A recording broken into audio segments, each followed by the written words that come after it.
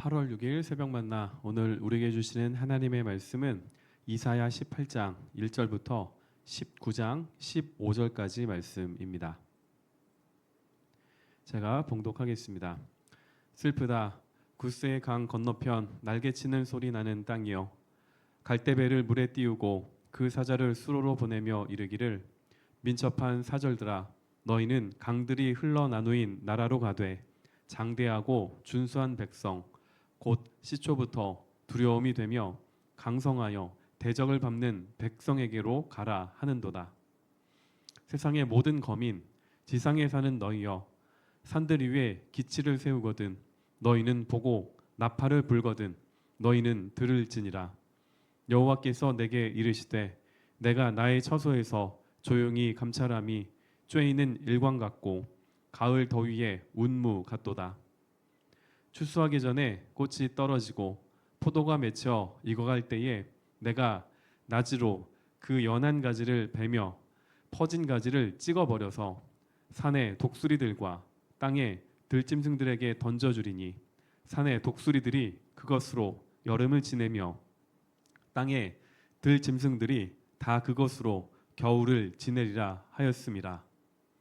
그때에 강들이 흘러 나누인 나라의 장대하고 준수한 백성 곧 시초부터 두려움이 되며 강성하여 대적을 밟는 백성이 만군의 여호와께 드릴 예물을 가지고 만군의 여호와의 이름을 두신 곳 시온산에 이르리라. 애굽에 관한 경고라. 보라, 여호와께서 빠른 구름을 타고 애굽에 임하시리니 애굽의 우상들이 그 앞에서 떨겠고 애굽인의 마음이 그 속에서 녹으리로다. 내가 애굽인을 격동하여 애굽인을 치리니 그들이 각기 형제를 치며 각기 이웃을 칠 것이요, 성읍이 성읍을 치며 나라가 나라를 칠 것이며 애굽인의 정신이 그 속에서 쇠약할 것이요, 그의 계획을 내가 깨뜨리리니 그들이 우상과 마술사와 신접한 자와 요술객에게 물으리로다. 내가 애굽인을 잔인한 주인의 손에 붙이리니 포악한 왕이 그들을 다스리리라. 주 만군의 여호와의 말씀이니라. 바닷물이 없어지겠고 강이 잦아서 마르겠고 강들에서는 악취가 나겠고 애굽의 강물은 줄어들고 마름으로 갈대와 부들이 시들겠으며 나일 가까운 곳 나일 언덕의 초장과 나일강 가까운 곡식밭이 다 말라서 난려가 없어질 것이며 어부들은 탄식하며 나일강에 낚시를 던지는 자마다 슬퍼하며 물 위에 그물을 치는 자는 피곤할 것이며 세마포를 만드는 자와 배 짜는 자들이 수치를 당할 것이며 그의 기둥이 부서지고 품꾼들이 다 마음에 근심하리라. 소안의 방백은 어리석었고 바로의 가장 지혜로운 모사의 책략은 우둔하여졌으니 너희가 어떻게 바로에게 이르기를 나는 지혜로운 자들의 자손이라 나는 옛 왕들의 후예라 할 수 있으랴. 너희 지혜로운 자가 어디 있느냐? 그들이 만군의 여호와께서 애굽에 대하여 정하신 뜻을 알 것이요 곧 내게 말할 것이니라. 소안의 방백들은 어리석었고 노베의 방백들은 미혹되었도다. 그들은 애굽 종족들의 모퉁이 돌이거늘 애굽을 그릇 가게 하였도다. 여호와께서 그 가운데 어지러운 마음을 섞으셨으므로 그들이 애굽을 매사에 잘못 가게 함이 취한 자가 토하면서 비틀거림 같게 하였으니 애굽에서 머리나 꼬리며 종려나무 가지나 갈대가 아무 할 일이 없으리라.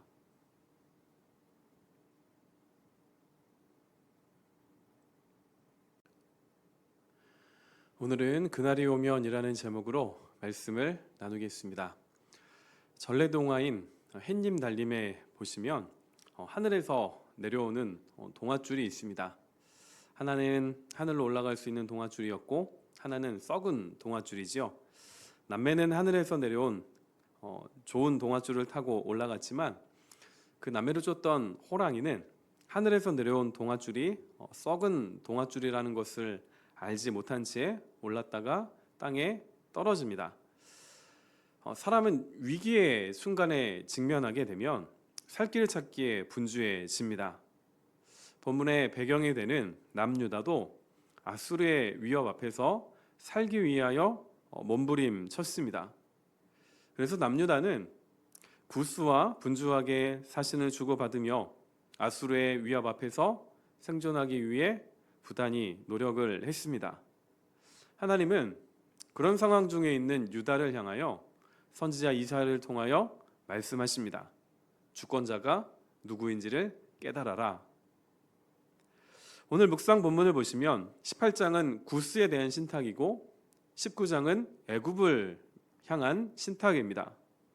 이 당시에 애굽의 남쪽에 위치하였던 구스가 애굽을 지배했기 때문에 구스 따로 애굽 따로라기 보기보다는 하나로 보셔도 무방합니다.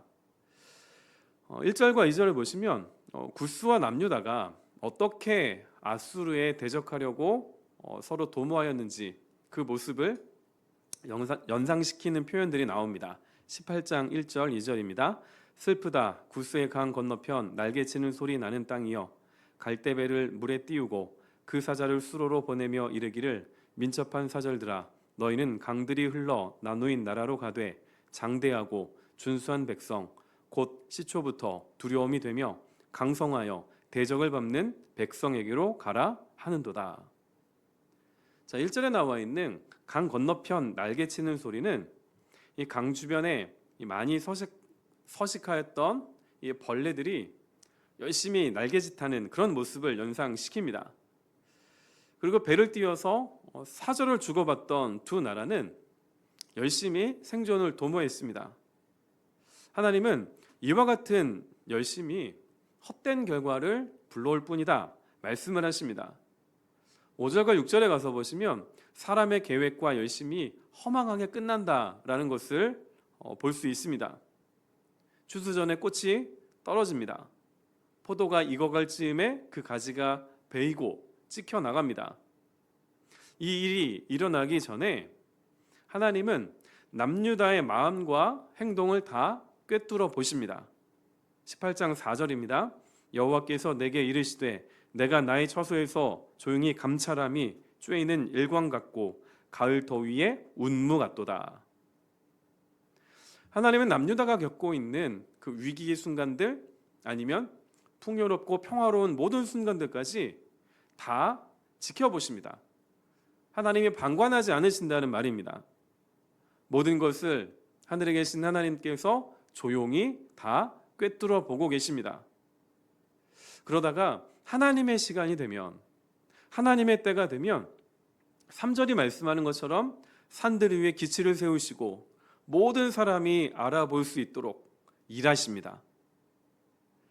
그리고 19장에 나와 있는 이 애굽을 향한 신탁은 예나 지금이나 사람들이 의지하는 것에 대한 헛됨을 보여줍니다. 애굽은 구약에 나온 대표적인 강대국이지요.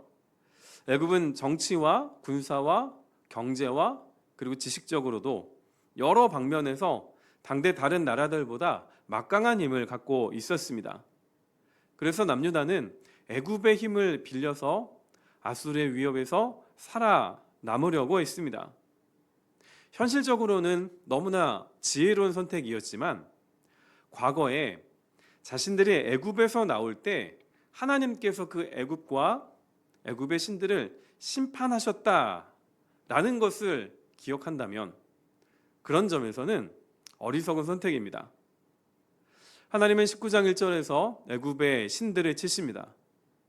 애굽의 우상들은 사람들에 의하여 만들어진 신에 불과하기 때문에 빠른 구름을 타고 임하신 하나님으로 인하여 그 우상을 섬기던 모든 애굽인들은 두려움에 빠집니다. 그리고 하나님은 애굽이 내부적으로 분열하게 하셔서 외부의 침략 때문이 아닌 서로가 서로를 침으로 스스로 자멸하게 하십니다. 이런 상황 중에 애굽에 의지하던 마술사, 신접한자, 요술객들은 아무런 해답을 주지 못합니다. 5절부터 10절까지를 보시면 애굽의 경제를 지탱하고 있었던 자연을 심판하시는 그 하나님에 대한 말씀이 나옵니다. 나일강의 상류 지역인 이 적도 부근에 내리는 많은 비는 나일강 하류 지역에 정기적인 범람을 일으켰습니다. 그 범람을 통하여 농사를 짓던 그 땅이 비옥하게 되고 그곳에서 풍족한 많은 곡식들과 그리고 많은 의류를 생산할 수 있는 재료가 되는 그 식물들이 무럭무럭 자라날 수 있는 이런 환경이 되었습니다. 그런데 그런 나일강이 말라버리고 강에서는 악취가 납니다. 물고기가 더 이상 잡히지 않고 또한 옷감의 재료로 사용되었던 갈대와 부들도 시들해집니다. 그 결과 그곳에서 일하던 노동자들과 그들을 부리던 본문의 기둥으로 표현되어 있던 이 상류층들도 몰락하게 됩니다. 자, 이런 상황 중에 애굽이 자랑하던 지혜자들, 바로 소안과 노베에 거주하던 방백들은 아무런 해답을 내놓지 못합니다. 하나님께서 그들에게 어지러운 마음을 주셨고 그리고 그들의 분별력을 거두어 가셨기 때문에 그렇습니다. 자, 지금까지 살펴본 일들이 그날이 오면 모든 것을 감찰하시는 하나님께서 하나님의 때가 되면 이 땅 가운데에 행하시는 일들입니다. 그러면 하나님은 남유다와 구스와 애굽을 모두 다 멸망시키는 것이 목적이실까요? 그렇지 않습니다. 이 말씀이 남유다에게 주어졌다라는 것을 우리는 잊지 말아야 합니다. 하나님은 이 말씀을 통해 남유다가 썩은 동아줄과 같은 구스나 애굽을 의지하지 말고 하나님께로 돌아오기를 원하셨습니다. 18장 7절에 보시면 하나님께서 심판하시는 궁극적인 목적이 무엇인지를 말씀합니다. 그때에 강들이 흘러 나누인 나라에 장대하고 준수한 백성, 곧 시초부터 두려움이 되며 강성하여 대적을 밟는 백성이 만군의 여호와께 드릴 예물을 가지고 만군의 여호와의 이름을 두신 곳 시온산에 이르리라. 그 당시 강력한 힘으로 주변 나라들에게 두려움을 선사하던 구스가 그날이 오면 정복자가 아니라 하나님을 예배하는 자가 되어서 예물을 가지고 시온으로 여호와께 돌아올 것입니다. 하나님께서 심판하시는 목적이 여기에 있습니다. 심판을 통하여 열방이 하나님의 통치를 인정하고 돌아오는 회복에 있는 것, 이것을 유다가 알기를 원하셨습니다. 자, 하물며 이방인조차 그날이 되면 하나님을 예배하는 자가 되어 예물을 가지고 시온에 돌아오는데 시온을 품고 있고 시온을 보고 또한 그곳에서 하나님을 예배하였던 너희들은 지금 무엇을 의지하고 무엇을 선택하고 있느냐? 하나님이 묻고 계신 것입니다. 이 말씀은 오늘을 살아가는 우리들에게도 하나님께서 던지시는 질문입니다. 요즘 나는 무엇으로 가장 바쁜가요? 그 바쁜 모습이 18장 1절과 2절에 나오는 구스의 강가에 있던 수많은 벌레들이 열심히 쉬지 않고 날개짓하던 그런 모습, 남유다가 구스의 사신을 계속 보내가지고 어떻게 하면 아수르로부터 이 나라를 지킬 수 있을까? 궁리하던 헛된 열심과 같은 모습은 아닌가요? 우리는 세상의 방법을 선택하기 위해서는 무엇이든 합니다. 시간도 쓰고 마음도 쓰고 물질도 사용하며 하나님이 우리에게 주신 재능과 은사까지도 다 사용합니다. 그런데 하나님과의 관계에 있어서는 우리가 그와 같은 모습을 보이고 있을까요? 여러분은 하나님과의 만남의 시간, 하나님과의 관계의 시간에 얼마나 많은 시간과 많은 마음을 사용하고 계십니까? 그날이 오면 내가 하나님을 의지하였는지 아니면 본문에 나와 있는 남유다가 의지하였던 구스와 애굽과 같은 세상을 의지하였는지 다 드러납니다. 아무리 바쁘고 할 일이 많다 할지라도 나의 모든 것을 감찰하시는 하나님 앞에 오늘 하루 마음과 시간을 내어드리고 하나님과의 교제의 시간을 가지시기를 부탁드립니다. 처음 된 자가 나중되고 나중된 자가 먼저 된다라는 말씀을 잘 아시지요? 이 말처럼 본문에 나와 있는 이방인 구스는 예물을 가지고 시온에 돌아오지만 정작 그 시온을 품고 있었던 유다는 하나님을 예배하지 못하는 안타까운 일이 우리에게서도 일어날 수 있습니다. 오늘 하루 우리를 부르시는 하나님 앞에 나아가셔서 하나님과 이야기하시고 말씀을 통하여 주님의 음성을 들으시기를 부탁드립니다. 기도하겠습니다.